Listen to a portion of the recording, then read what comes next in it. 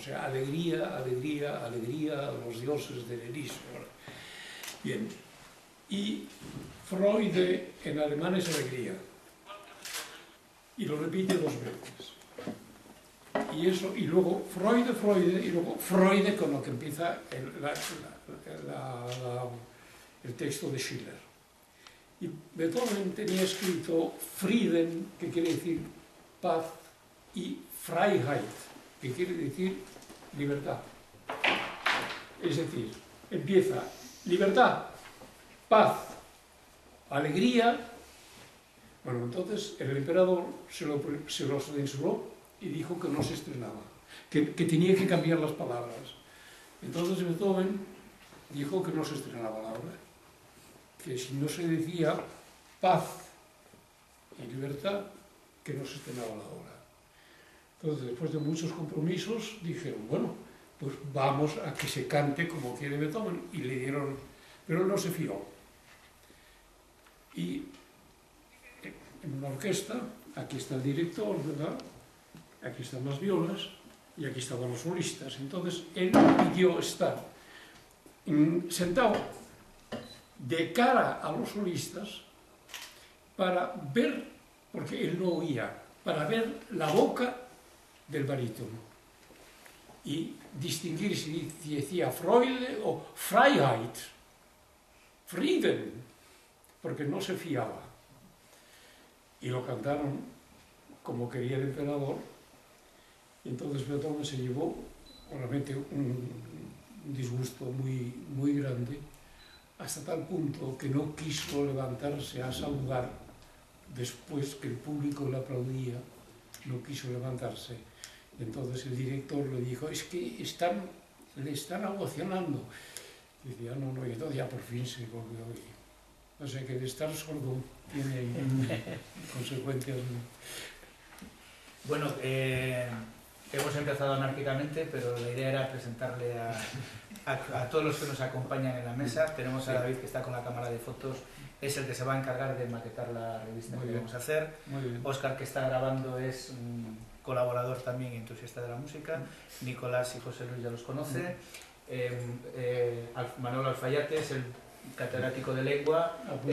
La revista también llevará obviamente artículos del departamento, porque se supone que colaboran varios departamentos, no solamente el de música, lengua y plástica fundamentalmente, bueno, pues para este homenaje.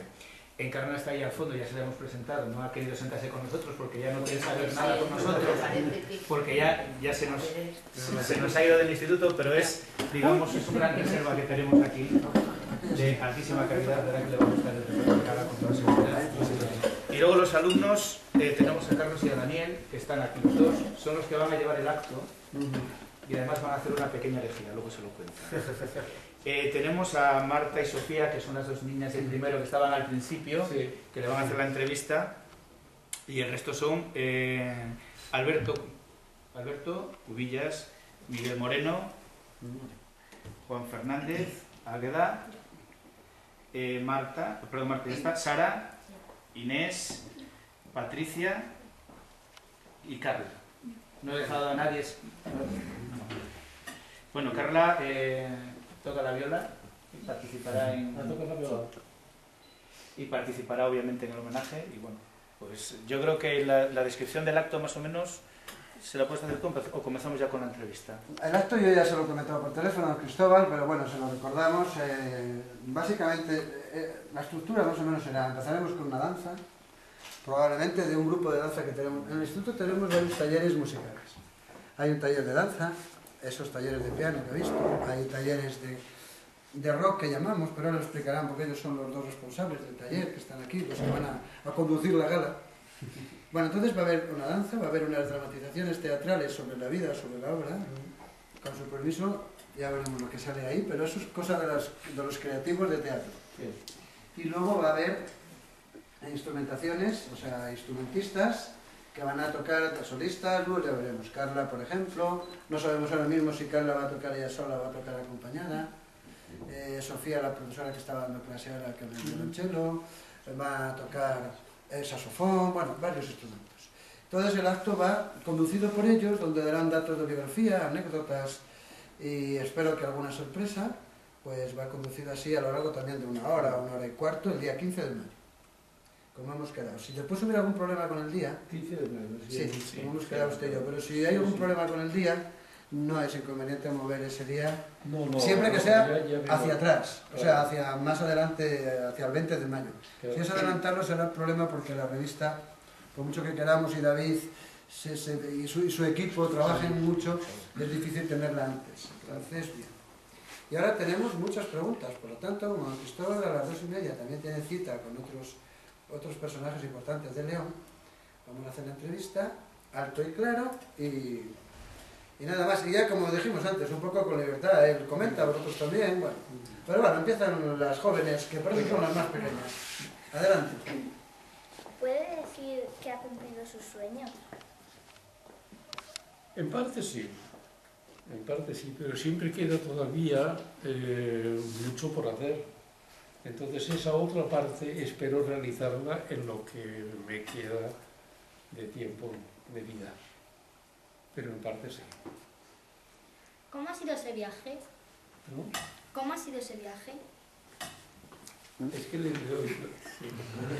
Es que lo pago por sus sueños. La pregunta es de ellos, ¿a qué os referís con el viaje? Es cosa vuestra. ¿El viaje de mi vida o el viaje de Ponferrada? De la vida. De la vida. Pues ha sido un viaje con muchas satisfacciones, con muchos momentos muy difíciles y que he tenido una suerte muy grande en varias cosas. Una de ellas, el haberme podido rodear de amigos, de personas que nos queremos y que eso creo es lo fundamental. Me refiero no solamente a amigos, a aquellos con los que trata, sino a mi mujer, a mis hijos, que en el fondo sí tienen una parte de mi sangre, pero son amigos, que es fundamental en la vida. Antes de que continúe, si quiere traemos una botellita de agua. No, ¿No? Está bien así. Está bien así. Whisky tampoco, ¿eh? Bueno, estamos en un centro escolar, aquí está prohibido. Cuando usted tenía nuestra edad, es decir, alrededor de unos 12 años, ¿pensaba que su vida sería así y que cumpliría sus sueños? Déjame que lo lea y así te La puedo contestar. número 3.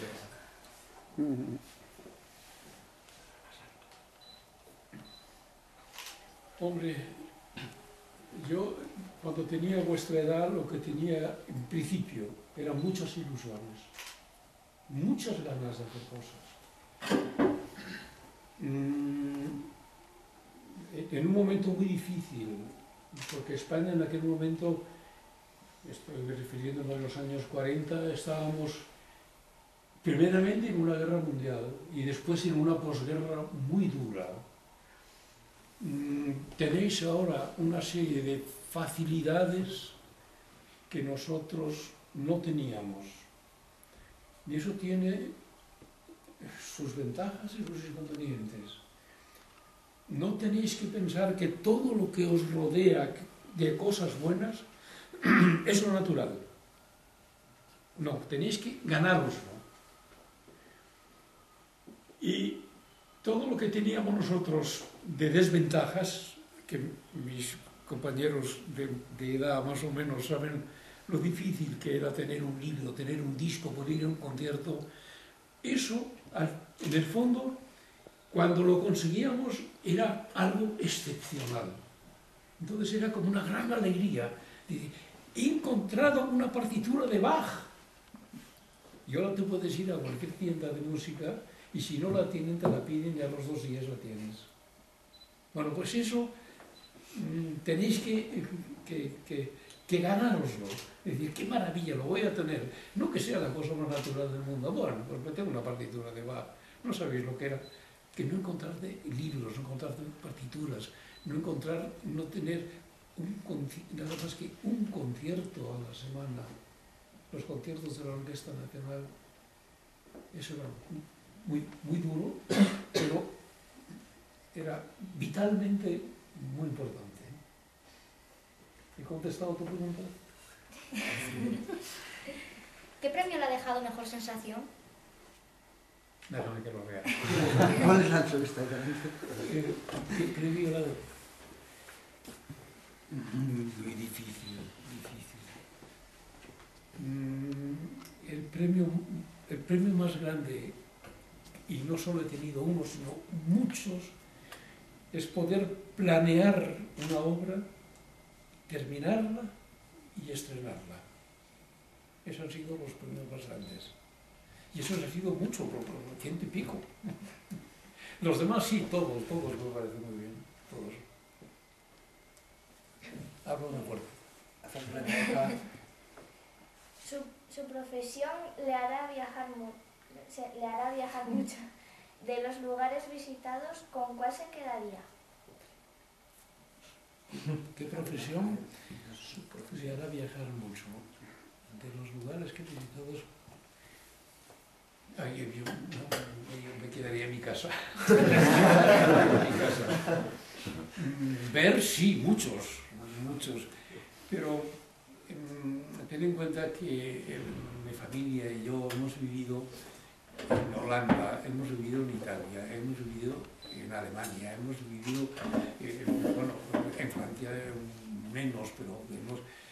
Y todos los sitios me ha parecido pues, muy bonito, pero luego echaba de menos pues, mi casa, mi lugar donde leo, donde trabajo, donde estudio, y eso ese es el sitio donde me gustaría seguir. Es que no todo el mundo vive en un castillo, don Cristóbal. No todo el mundo vive en un castillo. Bueno, lo del castillo tenemos que tener una cosa en cuenta. Lo del castillo es más una carga que una alegría, ¿no? Me imagino. Porque en el año 67, y esto lo digo con total confianza de que es una cosa pues, muy íntima, ¿verdad? En el año 67 murieron mis suegros, los padres de Marita, de mi mujer, y nos encontramos con ese castillo. Y entonces dijimos, ¿qué hacemos? Lo vivimos y lo mantenemos. Tener en cuenta que eran 17 generaciones detrás de eso, o nos deshacemos de él. Dijimos, hay que vivirlo. No podemos dejar a nuestros hijos sin que tengan esto. Y eso supone, primeramente, vivir en Villafranca, que es una maravilla. Pero para venir aquí he tenido que coger un coche y un tren.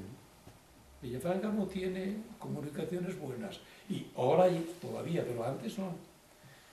Vivir, que poner una instalación de luz es un problema tremendo, porque el castillo tiene muros de 5 metros.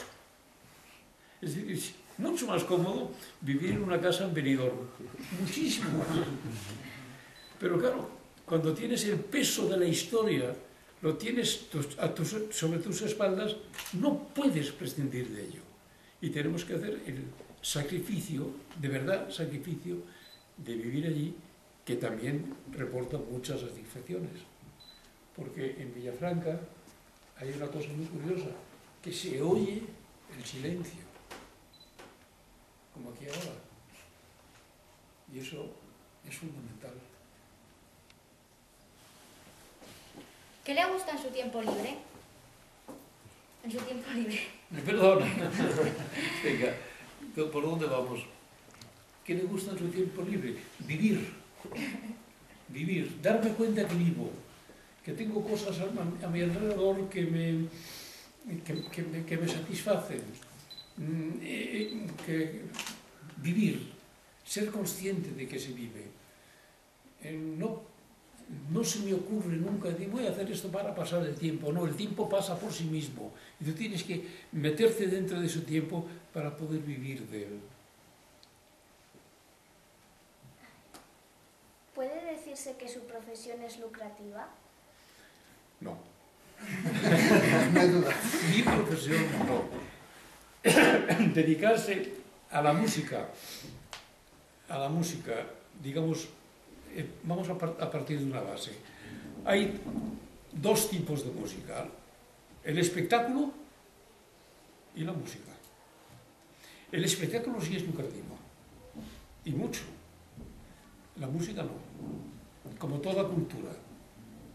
Y la música menos que las artes plásticas, y que la arquitectura, y que la literatura. Porque la música es el arte más caro. Un señor que tiene mucho dinero y quiere lucirse, y entonces se compra un cuadro muy importante y de este cuadro me ha costado no sé cuántos millones, y da una cena y se luce y lo tiene.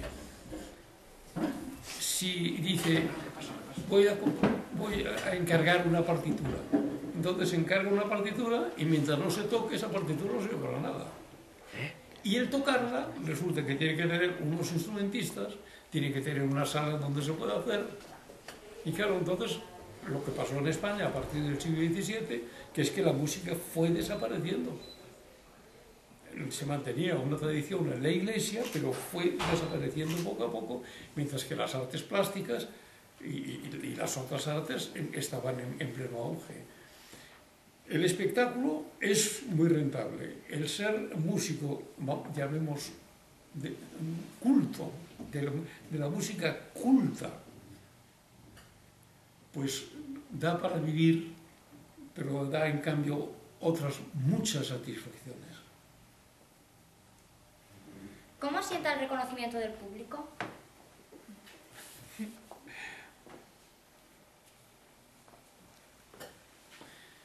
El reconocimiento público, pues, hombre, satisface.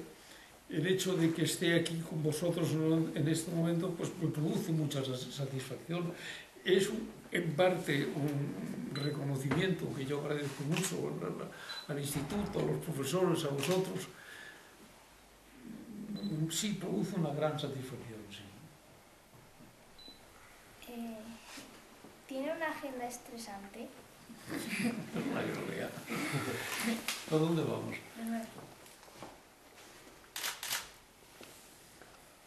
Tengo una agenda estresante, sí. Porque tengo estrenos hasta el año 14. Y tienes que... La temporada 13-14. Tienes que prepararlo y tienes que tener la visión de que... Mira, yo he estado durante 2 años y medio escribiendo una ópera. La he terminado hace unas semanas. Y no puedes dejar todos los días en trabajar en esa ópera. Y eso es estresante. ¿Le gusta la música de otros estilos? Hombre, la música, ¿te refieres a la música, lo decía antes, del espectáculo? Pues realmente no puedo juzgarla porque tengo muy poco tiempo para escuchar. Tengo, no sé, tengo un mayor respeto por ese mundo del espectáculo, del rock y de todas las cosas. Me parece muy bien, perfecto, pero no participo en él, porque saco muchas más rentabilidad, pues vamos a decir, a un cuarteto de Beethoven, vamos a ver, que me interesa mucho más. ¿Y la música actual? Aquella más música actual. A la que escribo yo y mis compañeros. O sea, Stockhausen, Stravinsky, Boulez. No sabes quiénes son. Eso sí me interesa. O a la música techno, ¿te refieres? A la música de discoteca. ¿A qué te referías? ¿A la de ahora? Sí, sí, claro. Eso, francamente no me interesa. No me interesa. Cuidado, no quiero nada en contra, ¿eh? No tengo nada en contra. Pero me parece que es muy peligroso que vosotros toméis como música actual algo que está a la moda. Mirad, una cosa es ser de su tiempo y otra cosa es estar a la moda. En castellano distinguimos muy bien ser y estar. Ser de su tiempo es una cosa que permanece en su tiempo. El estar a la moda es pasajero. Porque ¿quién se acuerda hoy de los que estaban a la moda en los años 50? ¿Algún nostálgico? ¿Y qué dentro de 50 años, qué quedará de lo que hoy está a la moda? Pues muy poco. Mientras que los que son de su tiempo quedarán. Ten en cuenta que, hablando de Beethoven, en la época de Beethoven también existía música a la moda. La gente le gustaba mucho ir a las tabernas y bailar y cantar. De eso no ha quedado prácticamente nada. Pero era tan fuerte, bueno, no tan fuerte como hoy, porque los medios de comunicación y los medios de difusión musical son mucho más grandes que en la época de Beethoven. Pero lo que ha quedado es Beethoven, no lo otro. Distinguir mucho ser y estar. Un señor alemán, estábamos en una conferencia como esta, entre españoles y alemanes, y entonces había un señor alemán y decía, porque es que en alemán hay ciertas cosas que no se pueden traducir, que no tienen palabras para traducirlas en español. Y entonces me dice, le digo yo, bueno, y en español no se puede traducir al alemán. Dice, no, yo no conozco ninguna. Digo, vamos, dime en alemán, no son todos los que están, ni están todos los que son. Y dice, ¿qué ha dicho? Pues sí, no son todos los que están, ni están todos los que son. Dígame en alemán. Y entonces empezó a hacer una frase muy larga, porque ellos no distinguen ser y estar. ¿Entendido? Entonces, perdón que me meta ahora, pero piensa que la posición de la música ahora mismo está mal enfocada dentro de la sociedad. ¿Tiene? No, es que... Sí. Si piensa que el enfoque de la música actual, lo que decía ahora, de un tipo de música u otro, está mal enfocada dentro de la sociedad. No está mal enfocada. Lo que pasa es que está enfocada para el negocio. Está enfocada para el dinero que mueve. Lo que se llama el show business es tan importante casi como el negocio de las armas. Es increíble. Y todo se hace, tened en cuenta que ahora se están preparando lo que va a estar en el top, pues vamos a decir, para las navidades de este año. Ahora se está preparando y se está haciendo para que encaje exactamente en los patrones que exige la sociedad. Y luego, por otro lado, lo que es gravísimo es que este mundo que se organiza así, lo que está haciendo primero es preparar para que la gente lo pida. Lo que pasa en la televisión, ¿por qué la televisión es tan mala? Porque todo el mundo lo que está preparado para que eso que sale en la televisión le guste. Y entonces diga, no, si a mí me parece muy bien.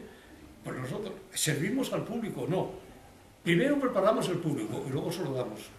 Y si el público es tonto, más tonto todavía. Y cada vez más. Bueno, sería muy largo. ¿Cree que el mundo cambia a la música o es la música la que puede influir en nosotros? Yo creo más el mundo, digamos, la sociedad influye más en la música, aunque la música influye en la sociedad también, pero más la sociedad influye. Me refiero a la música culta, ¿verdad? Si hablo demasiado me cortáis, ¿eh? Pero mira, te pongo un ejemplo. En el año 1870 y algo se hizo la ley de propiedad intelectual. Y la ley de propiedad intelectual supone que una creación, el autor cobra cuando alguien se aprovecha de esa creación. Es decir, se da una ópera, El señor que va, que la pone y pone las entradas, paga una cantidad para que se vea una cosa que pertenece al autor. Entonces, se puso un límite, porque una finca, nosotros llevamos 17 generaciones viviendo en una propiedad, a nadie le importa. Pero una obra del ingenio, que sin esa persona no existiría, está limitada a 80 años después de la muerte. ¿Por qué? Porque ese señor que ha escrito esa obra no es absolutamente dueño y único creador de esa obra. La sociedad ha contribuido para que eso se haga. Y entonces se limita la propiedad y vuelve otra vez a la sociedad. Más o menos te he contestado, ¿no? Perdone, según un poco lo que comentaba antes, hace usted una especie de distinción entre como la música culta o una música, se basa como en unas reglas de la música clásica o en una música que está escrita en pentagramas y que queda para la posteridad, o más luego una música más de índole popular, por así decirlo. ¿Usted cree que la música que es, como decía antes, es un poco este tipo de música que permanece debido a una serie de reglas o una serie que queda plasmada en un papel, por así decirlo? O sea, no sé si me ha entendido. O es porque lo que me estoy refiriendo es, o sea, no cuenta como música algo que una persona pueda improvisar con un instrumento, simplemente, sí. No que tenga que planearla en su mente y escribirla como una... Es que la improvisación y todo lo que sea espontáneo, pues tiene un valor, ¿no? Se lo concedo. Pero claro, hay otro tipo de música que, por ejemplo, la teoría del caos, que pertenece a nuestro tiempo, influye en la música que se escribe. En la música que se escribe, la música culta,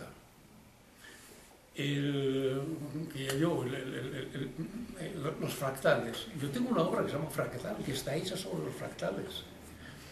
O la teoría de Fibonacci. Fibonacci es el que hace una numeración, o la sección áurea. Todo eso influye en la música culta, muy poco en la música popular y en la improvisación. Aunque yo no he visto nunca improvisar a un flamenco música india, ni a un señor de jazz improvisar como Beethoven, porque se improvisa según la capacidad que uno tiene y la capacidad instrumental y la mentalidad que tiene. La improvisación es libre. Porque a mí, si yo viese a un saxofonista que improvisa, dice, está improvisando como Beethoven o como Bach. No, está improvisando como música de jazz y a lo mejor lo hace muy bien, pero no sabe improvisar de otra forma. O música hindú, un raga. Improvisan, pero improvisan dentro de ese raga. Es que eso es muy complicado. Muy complicado. Pero lo que yo me refiero es, ¿no tiene el mismo valor una improvisación dentro de, como tú mismo decías, por ejemplo, una improvisación dentro de unas reglas clásicas de la música del clasicismo de Mozart, que alguien que a él le inspire algo tocar 4 notas y toca esas 4 notas simplemente, aunque sepa poco de música, no sepa lo mismo que Mozart, pero él te puede inspirar algo? Sí. Bueno, o sea, es otro tipo de música. Eso, yo no creo en la inspiración, lo primero. Yo no creo en la inspiración. La inspiración es el trabajo de todos los días. Y después, el valor de uno y otro es muy difícil jugarlo. Tiene que ser el oyente. Porque, dices, los niños se sientan en el piano, improvisan, pero no hay quien lo oiga. Al cabo de 10 minutos viene el niño a jugar. En cambio, llega un señor vamos a poner como Barenboim o como Rubinstein o como un pianista se sienta al piano y de ese instrumento de repente hace música y hace algo que es la música. Comunica belleza y comunica sensibilidad. Y eso el niño, por mucho que haga así pobrecín, dirá que pues lo ha pasado muy bien, perfecto, pero él no ha hecho creación. Háganos una recomendación musical. Hagamos una recomendación musical. Por lo menos 10 minutos, un cuarto de hora al día, escuchar música en silencio. Y solo música. Y luego apagar. Luego escuchar todas las demás músicas, lo que sea, eso no importa. Porque en la música que yo llamo de espectáculo, la puedes escuchar bailando, danzando, subiendo, haciendo gimnasia, lo que sea. Pero volvemos a Beethoven. Beethoven hay que escucharlo concentrado y en silencio. Si eso conseguís hacerlo durante 10 minutos, un cuarto de hora, pero eso lo hacéis todos los días, llegaréis a tener una sensación de que ese cuarto de hora necesitáis más. No es que sea una droga, sino que es que se despierta una sensibilidad que hay que alimentar. Y la sensibilidad es fundamental. La sensibilidad en la vida es fundamental. Hace unos 2 años me dieron un premio que se llama Fronteras del Conocimiento. Y son 8 premios, de los cuales 1 es para música y los 7 restantes son para ciencia. Y antes de la entrega de los premios tuvimos una reunión, los 8 premiados. Y cuando entramos, el patrón de estos premios me dice, va a ser difícil porque yo creo que ninguno sabe música. Digo, pero no te preocupes, que yo los llevaré a mi campo. Entonces empezamos a hablar sobre la creación, sobre la sensibilidad, sobre la inteligencia y sobre la información. Y resulta que los 7 científicos estaban completamente de acuerdo conmigo que es lo mismo escribir una partitura de una sinfonía que estar investigando, por ejemplo, pues, lo que es el azar, o estar investigando una investigación matemática de alto nivel, o cualquier cosa de la última ciencia. Que hay creación en el científico y hay belleza en el científico. No sé si conocéis la teoría de cuerdas. Es una maravilla, es bella. Lo mismo ocurre al revés. En el músico preparado, existe una participación científica. Es decir, existe la razón y lo irracional. Y el compositor lo que tiene que hacer es racionalizar la intuición, igual que el científico. Cuando Fleming de repente vio que en unos preparados estaba surgiendo algo que estaba rompiendo lo que él pensaba hacer y empezó a mirarlo, ahí hubo intuición, que estaba preparada esa intuición para desarrollar la penicilina. Si se nos lo dan, por lo menos a mí, me dan ese cristalito así, lo hubiese tirado por sucio. Entonces, lo mismo pasa en el arte y en la ciencia. Yo quería preguntarle que, hablando de las recomendaciones musicales, ¿qué ánimos o qué consejos nos puede dar usted a nosotros que estamos estudiando música a nivel profesional en el conservatorio para que cuando esos días que igual llegas a casa y quieres tirar toda la música por la ventana, que sigamos, que nos atemos a ella? Pues yo lo que diría de que tengáis la suficiente fuerza para vencer esos momentos. Y luego racionalizar por qué has tenido esa sensación. Racionalizarlo tú mismo, porque he estudiado poco, porque no tenía dolor de estómago, por mil cosas. Y dices, bueno, pues eso hay que vencerlo. ¿Qué estudias? ¿Piano? Sí, piano. Piano. El piano es muy complicado, pero muy bello. ¿Qué tocas? ¿Tocas alguna obra? Sí, estoy tocando sonata de Haydn, por ejemplo. Las sonatas de Haydn. ¿Te han explicado por qué los preludios del clavecín temperado, las sonatas de Haydn, de Mozart, una sonata de Beethoven y Schumann, porque es el mismo instrumento, las mismas notas y suenan diferentes? Pues bueno. Me han explicado las diferentes épocas, las diferentes... Sí, pero ¿en qué consiste? Porque es el material, son las mismas notas, las mismas teclas. Y tú tocas un preludio de Bach, y luego tocas una sonata de Mozart y dices, pero si esto es lo mismo, pero no es igual. Primeramente es la época que influye, que lo que hablábamos antes, la época que influye en el compositor.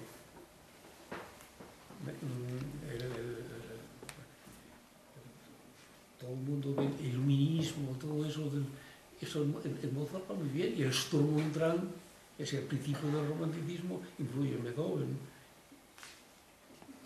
Bueno, piénsalo, analízalo y sigue adelante. Para usted, ¿es más importante, o sea, reproducir, por ejemplo, la música de los grandes compositores o crear algo propio? ¿Qué es más importante? Las dos cosas están unidas. Sin intérprete no habría compositores y sin compositores no habría intérpretes.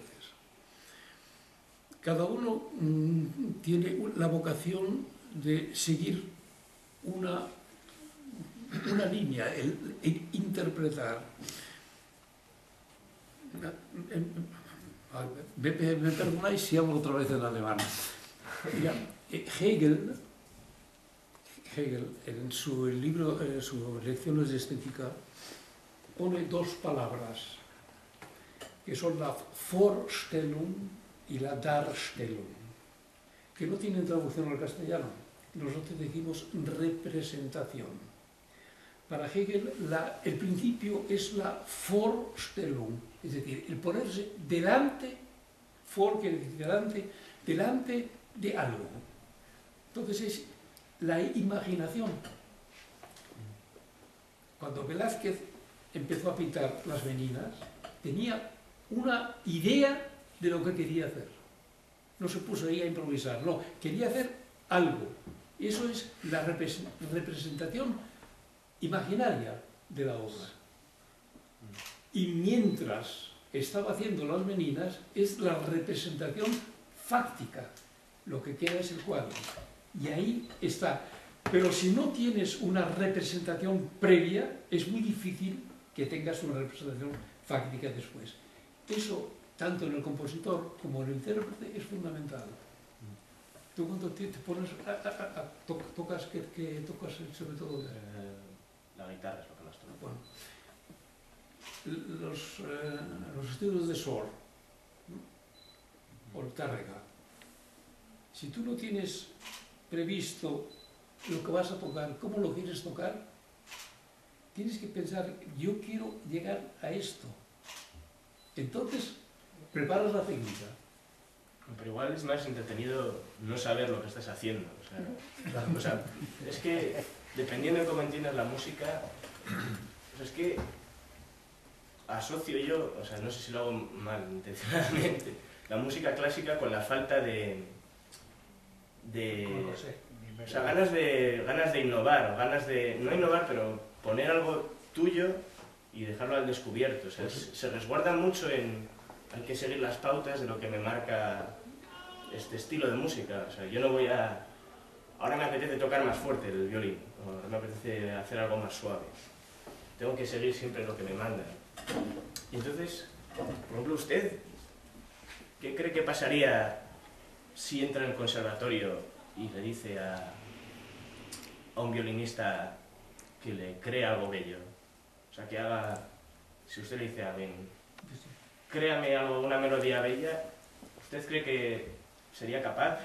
¿O que no querría? Hombre, porque es que yo es lo que creo nos que pasa. tal y como estamos organizados hoy, todavía no.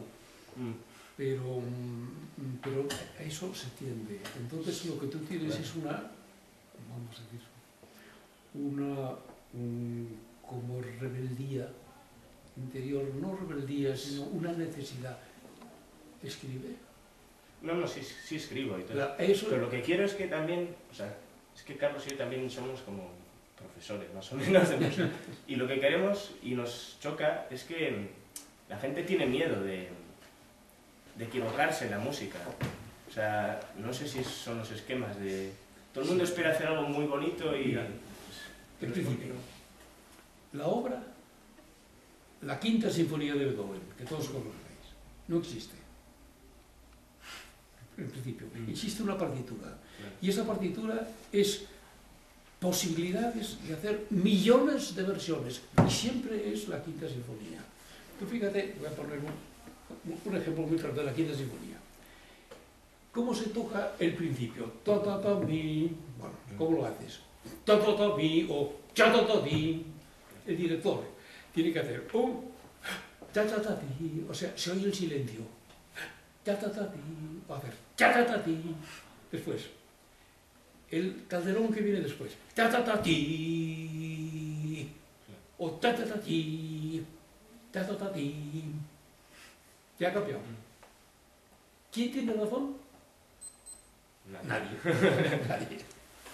Nadie. Entonces puedes escuchar 5 versiones con las mejores orquestas, con los mejores directores de ese son bien y dices, pues todos son diferentes.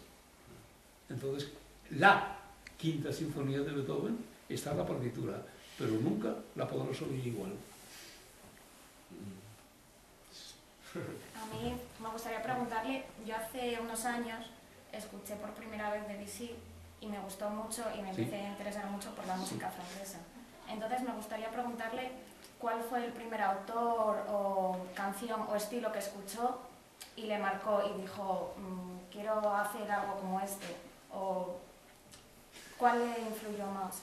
Pues a los 10, 12 años yo escuchaba mucha música porque mi madre tocaba el piano y cantaba. Cantaba muy bien y tocaba el piano, nunca profesionalmente. Y yo creo que a mí me influyó los cantos y el toque de mi madre en el claustro materno. Sí, que se está cada vez más analizando que el feto recibe muchísimas influencias, muchísimas, positivas y negativas. Y yo no puedo recordar cuál fue lo primero que yo escuché. Ahora, yo tenía 3 años y me encantaba escuchar a mi madre tocar el piano. Y eso es... Todo ser humano tiene 2 herencias. La herencia genética, que es casual, que recibes de tus padres y que viene quizá de tus abuelos, tus bisabuelos, esa es la herencia genética. Y luego la herencia cultural, que es en el mundo en que te mueves. Esa es tan fuerte como la anterior. Y si tienes la suerte de tener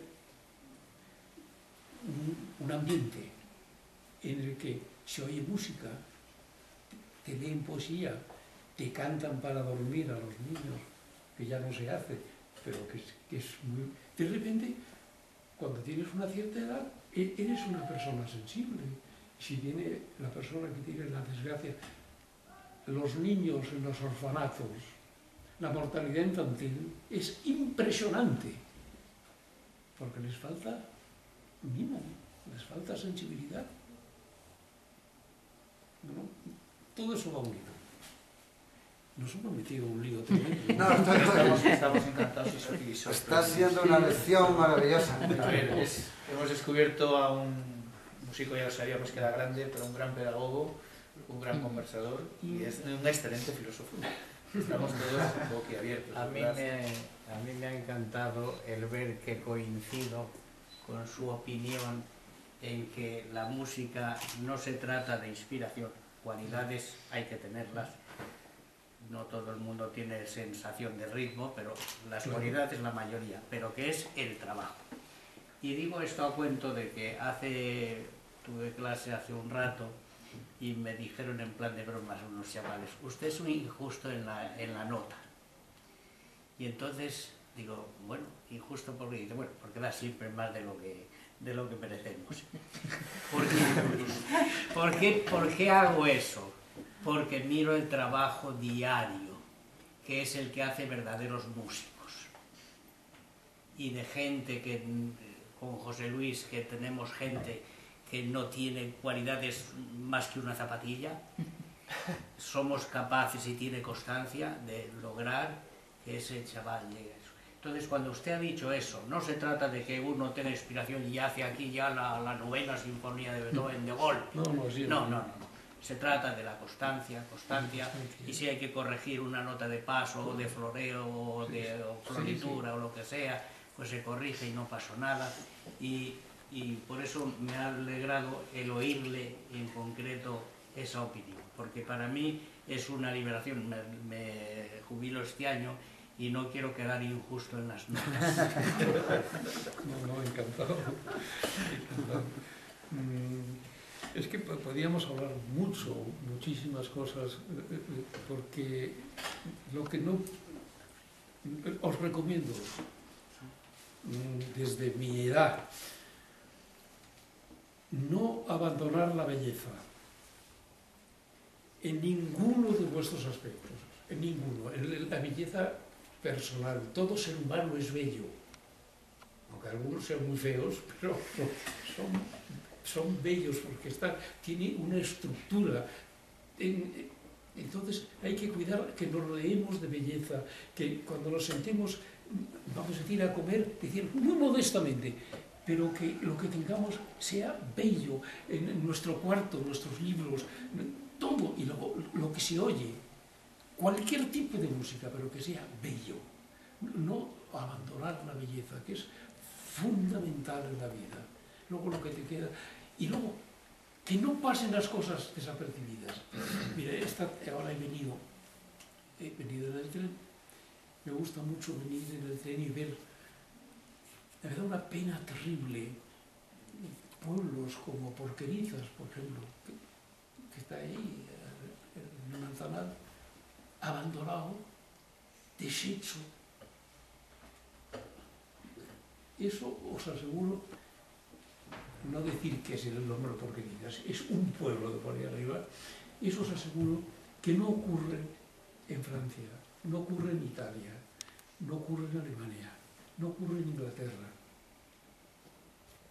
Vas por el campo y no ves una cosa fea, circunstancialmente por un incendio, por lo que sea, pero no hay una cosa fea, no hay de repente una estructura espantosa que rompe, no existe.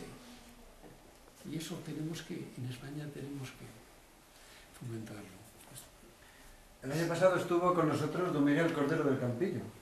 Hicimos también el homenaje. Gran amigo. Y nos recordó una cosa de aquella famosa candidatura de senadores para la democracia, donde estaba don Miguel, estaba José Álvarez de Paz y estaba don Cristóbal Harter. 3 candidatos para ser senadores, solo salió elegido él. Ellos dos.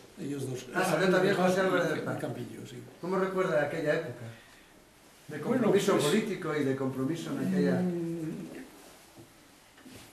Cuando en el año 77 se plantearon las elecciones después de tener la Constitución, hacer la Constitución, había que pasar esa Constitución que se fue dada por las Cortes, por el Senado y por el Congreso. Entonces, un grupo de gentes dijeron, tenemos que tener a personas que sean sensibles a la Constitución para que no de repente nos la apruebe. Entonces, este grupo, de una especie de Izquierda Unida o de una cosa así se llamaba. No se llamaba Izquierda Unida, no se llamaba... La candidatura se llamaba Senadores para la Democracia. Senadores para la Democracia. Me pidieron formar parte con ellos y digo, bueno, encantado, porque yo he defendido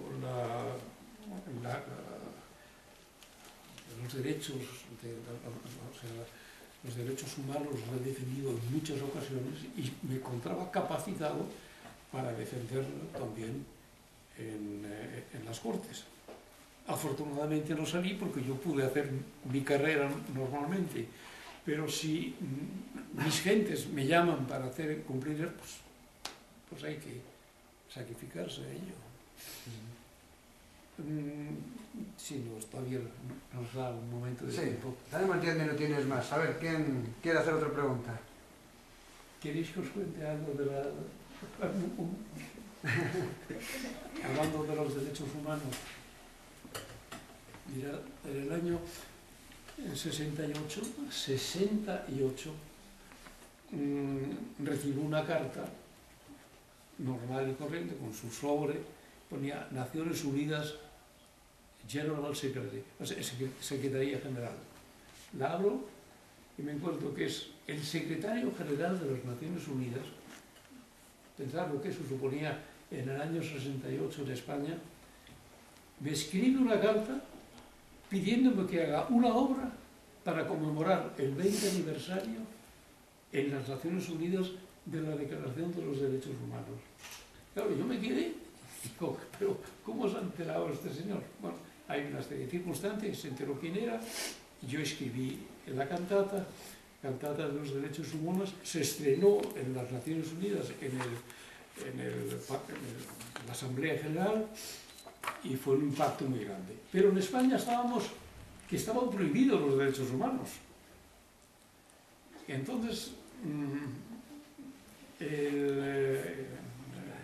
la persona que estaba, el delegado que se llamaba Piriés, en Naciones Unidas, llamó al ministro de Asuntos Exteriores y le dijo, dime quién es ese Cristóbal que el secretario general ha encargado esto. Y entonces Castilla, que era el ministro de los Asuntos Exteriores, dice, no tengo ni idea, no sé qué es. Bueno, total, se estrenó. Ahora viene la anécdota que quería cantar. Como era una cuestión política, a España le interesaba mucho estrenar la cantata de los derechos humanos, pero sin reconocer los derechos humanos. Pero es decir, nosotros somos muy libres y estrenamos la cantata. Bueno, y eso se hizo. Esto se hizo en el Teatro Real.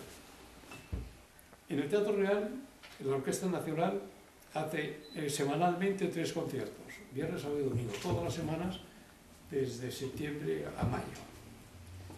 En mi cantata, yo dirigía la obra también, era en abril. Pues la semana anterior llegó un señor francés que dirigía la Orquesta Nacional, los 3 conciertos, y se encontró que el Teatro Real estaba rodeado de policías, de grises con metralletas. Y este señor se dio un susto, ¿qué le pasa? Entonces preguntó qué es. Y entonces el conserje dijo, es que la semana que viene se va a estrenar una cantata de los derechos humanos en España. Ah, bueno, ¿yo qué tengo que ver? Entonces, funcionábamos también en aquel momento, que es que la policía se adelantó una semana. Y mi estreno, ni un guardia. Funcionamiento perfecto. Y este señor estaba con un pánico. Para acabar, sí. Con el paso del tiempo, ¿qué quiere que la gente sienta cuando escuchen el nombre de Cristóbal Hafter? ¿Qué quiere que la gente piense o... Sí, que pretende... Vamos, ¿qué le gustaría que sintiese la gente? ¿Cómo me gustaría? Pues no sé, una persona que ha dedicado su vida a la música, a crear belleza, a relacionarse con los seres humanos y a comunicar a través de su música una comunicación sensible. No es que yo cuente una historia, que viene una niña que va por la calle y que no. Es comunicación sensible, que está por encima de la comunicación objetual. Eso sí. Y otra pregunta, don Cristóbal. ¿Qué opina usted de una situación que yo por lo menos veo que se repite en la música constantemente, que es que unos padres meten a su hijo que todavía no tiene una capacidad de decidir, me interesa tocar este instrumento, pues se meten a su hijo pequeño todavía a el conservatorio. Y ahí a este niño le dan una educación de lenguaje musical que él todavía con su edad no puede entender. Entonces suele ocurrir una cosa que es que el niño se acaba cansando de la música y lo deja. Y esto se da mucho en los conservatorios. ¿Qué opina usted? ¿O cómo podría ser la solución de esto? ¿O qué deberían hacer los padres? Yo lo que no quiero hacer es una crítica de los conservatorios, no quiero hacer una... No, para nada, o sea, no es culpa de los conservatorios. Pero es tampoco. Que los conservatorios y las escuelas de música se busca mucho la cosa instrumental y se habla de, ¿cómo se llama?, lenguaje musical, pero oyen muy poco, no se escucha música. Yo en los conservatorios empezaría lo primero a los niños que escuchen música, que escuchen una sinfonía de Mozart, tranquilos, y después les saldrá la afición de ellos mismos. Si tienen vocación, tienen afición, aptitudes, saldrá de ellos mismos. Lo terrible en España es que hay esos padres que para mí son admirables, porque lo que intentan es hacer algo. Luego, quizá los sistemas fallan, pero algunos no fallan. Y hay los otros que dice un niño de 12, 13 años, yo quiero ser músico, y lo primero es una bofetada y después ya hablaremos. Eso es terrible. Eso es terrible. Por eso yo he dirigido muchas veces, a orquestas de jóvenes. La última vez, hace poco, la orquesta se llama la Joven Orquesta Nacional de España. El mayor tenía 22 años. Hicimos un programa muy complicado, muy difícil, con una obra mía, con una obra de Falla, con una obra de Bob Williams, es decir, un programa muy difícil, y la calidad era como una orquesta profesional, pero de verdad impresionante. Y les dije, como lo he dicho en muchas ocasiones, ahora cuando vayáis a casa, lo primero que tenéis que hacer es dar las gracias a vuestros padres, que se han sacrificado para poneros un instrumento en la mano, que puede ser un violín, o puede ser un libro, o puede ser, pero que han facilitado para que vosotros os desarrolléis dentro de este mundo.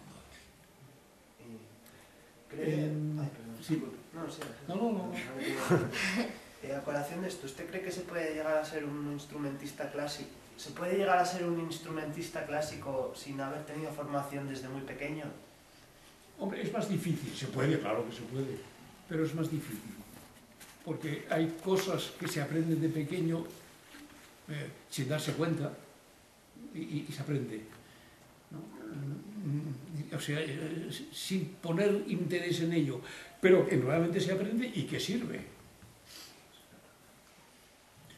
Bueno, ¿tiene usted nietos? Tengo 5. 2 muy mayores. ¿Cuántos años tiene el mayor? 28. O sea, un nieto de 28. Y otro de 26. Y mi hija, son los hijos de mi hija, está casada en Suiza, estos son suizos. ¿Viven en España alguno? No, sí, los otros 3 sí viven en España. Y los 2 mayores, lo que pasa es que yo los veo... Es que yo me los imaginaba correteando por el castillo. Si alguien tiene una ilusión en la vida es jugar en un castillo. Y sus nietos pueden jugar en un castillo. Claro, pero piensa lo que es cuando ves a un señor de 28 años que mide 1,90 y dice, anda, y ese es mi nieto. No puede ser, aquí hay una equivocación. Y luego están los pequeños que tienen 10, 5 y 3 años. Y esos son los que corretean ahora y son muy... Se meterán dentro de una armadura. Sobre la sensibilidad. Hice una tournée, hicimos 7 conciertos seguidos con la orquesta de jóvenes alemanes. Lo mismo, 22 años era el límite. Y hacíamos la primera sinfonía de Brahms, la primera sinfonía de Mahler y mis elegías a la muerte de 3 poetas españoles. 2 obras largas y muy complejas. Bueno, en el último concierto, en el Teatro Real, voy a explicar primero. Las elegías están dedicadas a 3 poetas, nuestros poetas, importantísimos en la literatura, que en el plazo de 6 años mueren en España, como no debía haber nunca nadie, pero menos los poetas. Lorca asesinado, Miguel Hernández en la cárcel y Antonio Machado en el exilio. Entonces la obra es exilio, cárcel, sangre. Una obra muy dramática. Y en la primera elegía utilizo una orquesta muy grande, con 6 trompas, con 4 trombones, con 5 percusionistas, una orquesta muy grande. La orquesta, además de los jóvenes, era mucho más grande, eran como 130 así que se subían al escenario. Era un espectáculo ver esta gente joven. Bueno. Y la primera elegía, que es dedicada al exilio de Antonio Machado, lo que he hecho, lo que hice fue suprimir todos los instrumentos sensibles. Entonces, están tocando los instrumentos graves en la parte aguda. Es decir, no hay violines, no hay violas, solamente hay chelos, no hay flautas, no hay oboes, todos los instrumentos agudos fuera, nada más que los graves, pero tocando en una posición siempre aguda. Por lo tanto, los violines, la primera elegía dura 13 minutos, los violines, en la primera elegía no tocan nada. Tenía 18, son 30 y tantos violines a mi izquierda, chicos jóvenes, con el violín así en la mano, con el arco sobre las piernas, así, durante 13 minutos escuchando sin moverse. Claro, si ellos se mueven, distraen al público, tienen que estar absolutamente quietos. Y siempre que he dirigido esta obra, he tenido problemas con eso, porque, claro, estar 13 minutos sin hacer nada, bueno. Pues estos chicos y chicas tenían una mirada, estaban tan compenetrados con la tragedia del exilio, que es que daba miedo. Salía de toda esa parte de la orquesta, salía una fuerza que a mí me daba miedo mirarlos así. Algo realmente impresionante. Nunca he vivido una cosa parecida, porque estos jóvenes estaban identificados con lo que es el exilio. Bueno, aquello creó una tensión tremenda. Terminamos la obra y luego hicimos la primera de Mahler. Sabéis que la primera de Mahler termina con un coral muy grande, muy largo. Y había creado tal tensión lo anterior. Bueno, Mahler pide que las trompas en ese coral toquen con el pabellón hacia arriba. En vez de tocar el pabellón así, que pongan el pabellón así para que suene más. Yo tenía 12 trompas en la orquesta. Bueno, pues entonces, era tal la tensión que los trompas, en vez de tocar con el pabellón en alto, se pusieron de pie. Y tocaban así, de pie. Y esos contagiaron a las trompetas, y a los trombones, y a los oboes. Y tenía 100 y pico, menos los chelos que no se podían levantar, de pie, tocando de pie ese final. Mira, se produjo una sensación en el público impresionante, como de miedo, de decir, estos chicos son capaces de hacer cualquier cosa en este momento, salir a la calle a lo que sea. Era algo, pues recuerdo que yo acabé llorando, todos abrazados, todos allí, una cosa tremenda, y todo producido por la música, sino nada más que la música, lo que Bueno, pues... Quería hacer una preguntita. Solo una. Ah. No, que solo era decirle, ese es el premio del que usted hablaba antes, Claro. ¿no? Eso es. Claro. Ese es el premio. Ese es el premio. Perdona, solo eso. No. Yo que decía, de tantas palabras que habrá oído sobre su música, ¿qué palabra cree que le define mejor? De todas las que habrá oído, me imagino muchas. Una que cree que le define... ¿Que haya dicho los demás? Sí, los demás. Bueno, y luego la suya propia, vamos. La de los demás. No sé. A mí cuando... Una palabra. Me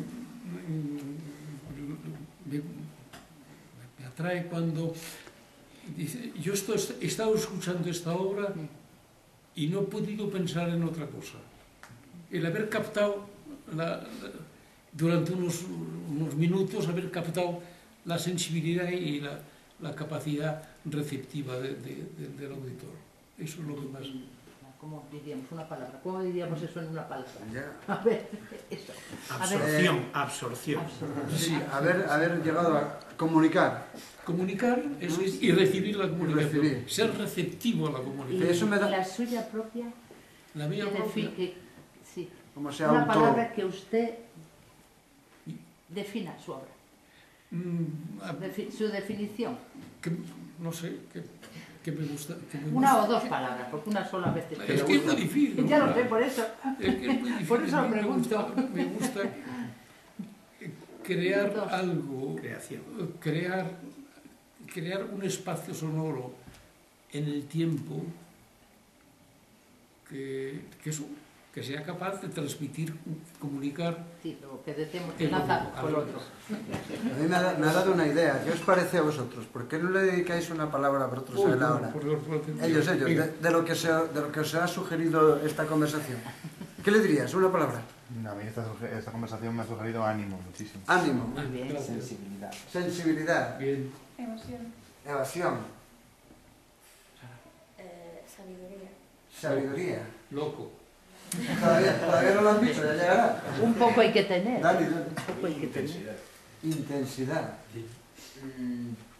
Como belleza o gusto por la música. Experiencia. Experiencia. Emoción. Emoción. No sé. No estás obligada, es un juego, ¿eh? No te preocupes, es un juego. No sé, ánimo también. Ánimo. Carla. Una manera de ver la vida. Una manera de ver la vida. Una manera de verla, De vivir. También. ¿Tú, Marta, le dices algo? Sabiduría. Idea. ¿No? ¿Tú dirías que No, yo he apuntado pinceladas así un poco impresionistas y no, me pero gustaría... me ha gustado mucho lo que, Sí, lo que has dicho. Sí. Y yo me Está recogido, está recogido. Me gustaría resaltar efectivamente que has sabido transmitir muy bien que para ser un buen cocinero primero hay que aprender a cocinar y luego crear tus propios platos, el trabajo, el aprendizaje. Yo creo que era un poco Picasso, ¿no? Primero aprendió a dibujar clásico y luego se aprendió a deformar la realidad. Si empiezas deformando la realidad y no tienes una base por debajo, lo que haces son garabatos, ¿no? Sí. Yo pintaba como un niño porque sabía pintar como un adulto. Claro. Por eso, yo creo que es un mensaje que tenéis que haber recibido todos. Es decir, una buena formación y luego ya crea, improvisa, ¿no? Creo que ha sido uno... En la inauguración de una exposición de Miró, tengo una cierta cercanía con el rey, nos vemos poco, pero cuando nos vemos estamos muy... Y estábamos en la exposición, estaba paseando conmigo y con uno de los ayudantes del rey. Pasamos por los cuadros de Miró y le dice, ay, majestad, esto lo pinta mi nieto. Dice, pues su nieto pinta como Miró. Claro, se quedó. Pues te felicito porque su nieto pinta como Miró. Don Cristóbal, quería preguntar si estamos todavía en hora, estamos en tiempo todavía, un par de cosillas. Bueno, yo lo que más, muchas cosas, mucha sabiduría, mucha filosofía, mucha ciencia de la vida. Pedagogía. Yo me quedo con el tema del silencio. Yo creo que estamos en un mundo demasiado ruidoso y aunque el silencio forma parte de la música, el silencio es un ámbito muy especial para la belleza también. Y otro tema que me parece interesante es, hay gente que dice, gente que gusta la música, que es muy aficionada a la música, y dice, hasta el siglo XX todo el mundo pedía a los compositores música actual.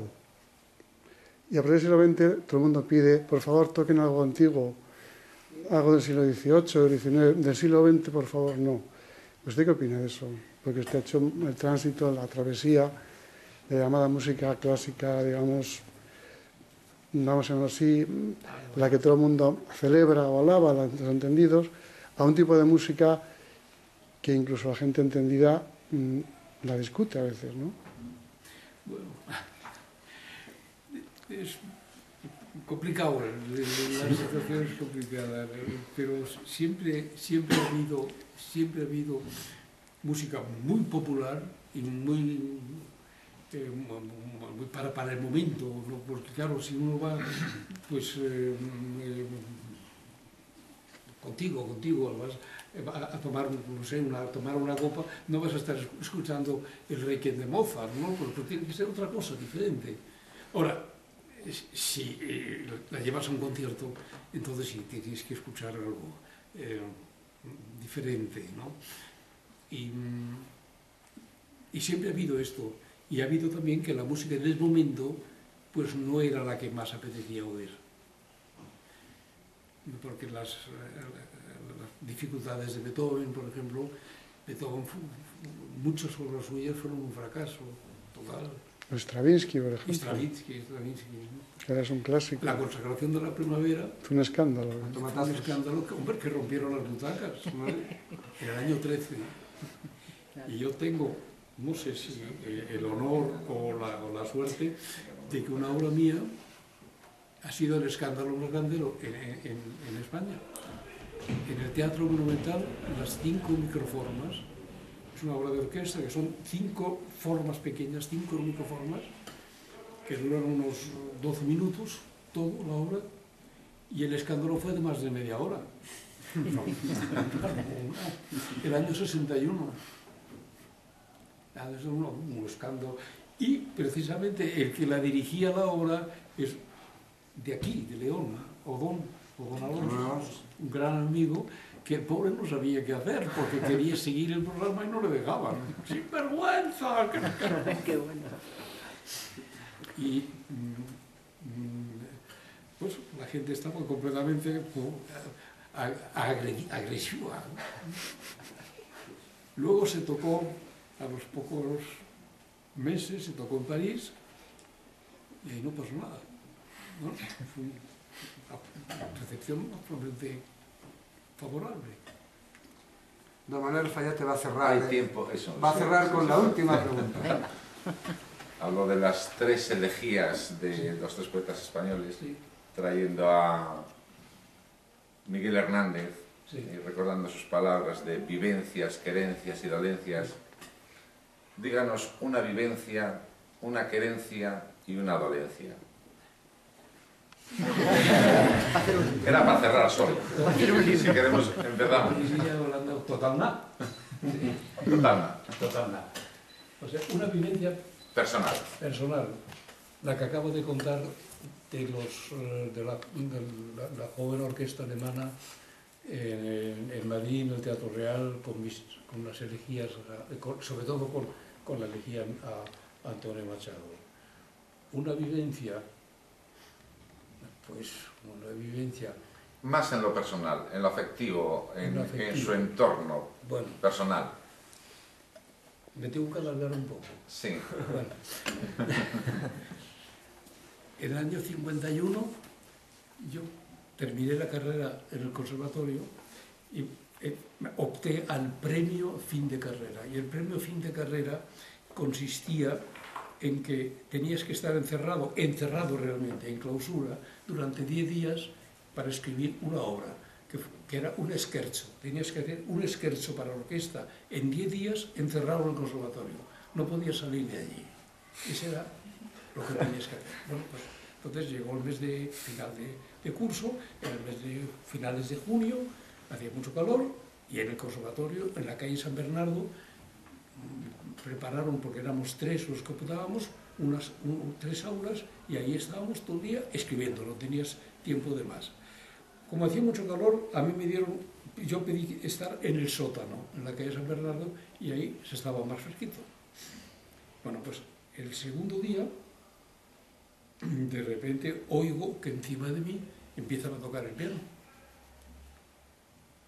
La sonata de Schumann, concretamente. Y claro, yo no me podía concentrar. Entonces salí y le dije al conserje, que se llamaba Cándido, Cándido, yo no puedo trabajar aquí, porque yo no puedo hacerlo, porque está sonando el piano todo el día. Digo, pues vamos a ver. Entonces entré en el salón en donde se estaban preparando los pianistas que optaban al premio fin de carrera. Entré en el salón y vi a una chica que estaba tocando el piano. Digo, no está mal. Digo, esta chica me está molestando tanto. Bueno, me quedé un poco a escucharla y ya cuando terminó le digo, mira, ¿a qué hora vienes tú para...? Pues yo vengo mañana y así, mi mujer.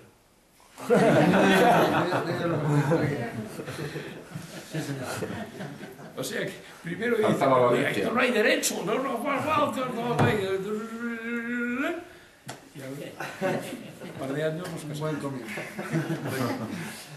Bueno, muchas gracias. Pues nuestra intención es darle un homenaje. Vivencias, querencias y dolencias. Dolencia.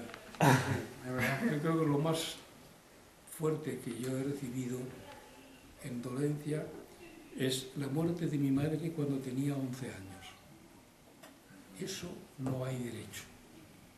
No hay derecho. Perder cualquier ser humano, ¿verdad? Todos son... Pero la madre, eso no se puede sustituir con nada. Creo que hasta ahora, espero que no más, ¿eh? Bueno, pues nosotros le queremos dar un homenaje y resulta que los homenajeados hemos sido nosotros porque, bueno, nos sentimos plenamente felices y le damos este aplauso.